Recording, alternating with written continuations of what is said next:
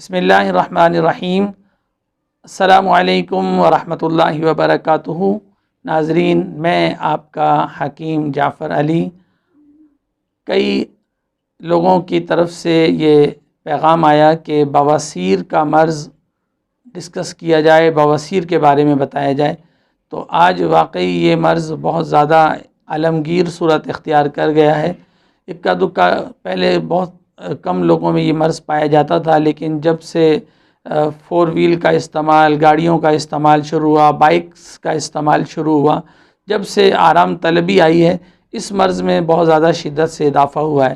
لہذا اس مرض کے بارے میں ہم کچھ سنتے ہیں کہ بواسیر کتنے قسم کی ہوتی ہے۔ بواسیر 3 قسم کی ہوتی ہے کہ ایک بواسیر خشک ہوتی ہے، ایک مسے والی ہوتی ہے، اور ایک بواسیر وہ ہوتی ہے جس میں خون آتا ہے۔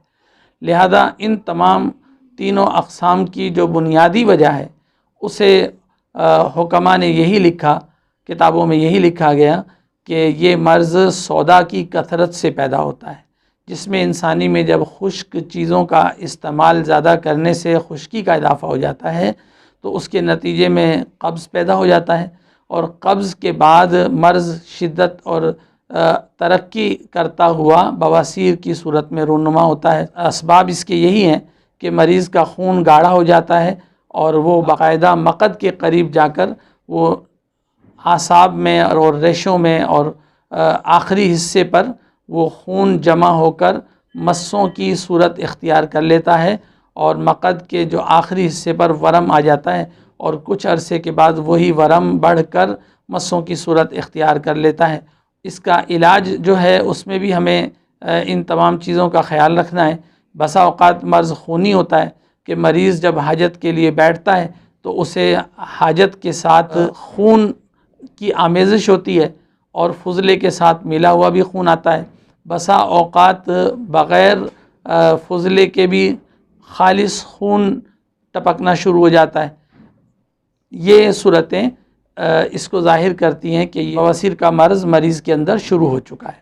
اس کی تکلیف بہت زیادہ ہوتی ہے کہ مریض اس تکلیف کو برداشت نہیں کر سکتا، بہت زیادہ تکلیف اس مرض میں ہوتی ہے، اور مریض بسا اوقات حاجت کے لیے جانا بھی پسند نہیں کرتا۔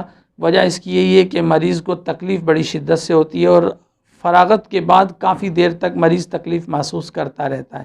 اس کے ساتھ ساتھ جن مریضوں میں خون بہت زیادہ آتا ہے تو ان کے ساتھ یہ ہوتا ہے کہ جسم کے اندر خون کی بہت زیادہ کمی واقع ہو جاتی ہے، چہرے کا رنگ زرد ہو جاتا ہے، اور مریض بہت زیادہ کمزور ہو جاتا ہے، چلنے پھرنے میں بھی اسے دشواری ہونے لگ جاتی ہے۔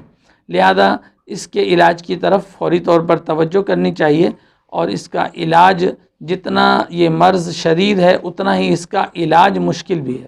لہذا اگر آپ مستقل علاج کریں تو مایوس نہ ہوں۔ انشاءاللہ تعالی مستقل اور متواتر علاج کرنے سے یہ مرض ہمیشہ کے لیے ختم ہو سکتا ہے، اس میں پریشان ہونے کی ضرورت نہیں ہے۔ لہذا آپ دیکھ لیجئے کہ اگر کسی کو بواسیر کا مرض لاحق ہو گیا ہے تو اس کے لیے 3 چیزیں لے لیجئے۔ ایک ملیٹھی لے لیجئے، دوسرا سونف، اور تیسرا ہلدی۔ ان تینوں اجزاء کو ہم وزن لے کر باریک پاؤڈر بنا لیجئے، اور اس میں سے 1 چمچہ صبح اور 1 چمچہ شام کو پانی کے ساتھ استعمال کیجئے۔ کئی ہفتے لگاتار آپ جب استعمال کریں گے تو اس کے استعمال سے قبض کی صورت بھی ختم ہو جائے گی، قبض کا مرض بھی دور ہو جائے گا، اور اس کے ساتھ ساتھ خون کا جو آنا ہے وہ بھی رک جائے گا۔ اور جیسے جیسے خون جب رک جائے گا تو اندر جو انفیکشن آنتوں میں ہو چکا ہے اور جو مسیں ہیں جن سے خون رستا ہے، آہستہ آہستہ ان کا خاتمہ ہو جائے گا۔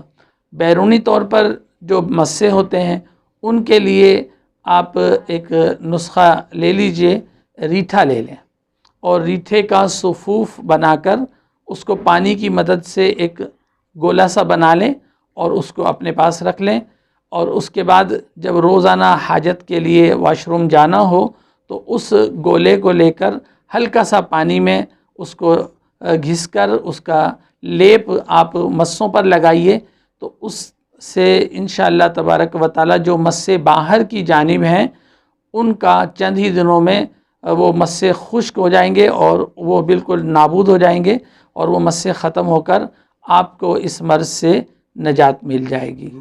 اللہ تبارک و تعالی ہمارا حامی و ناصر ہو۔ السلام علیکم ورحمۃ اللہ وبرکاتہ۔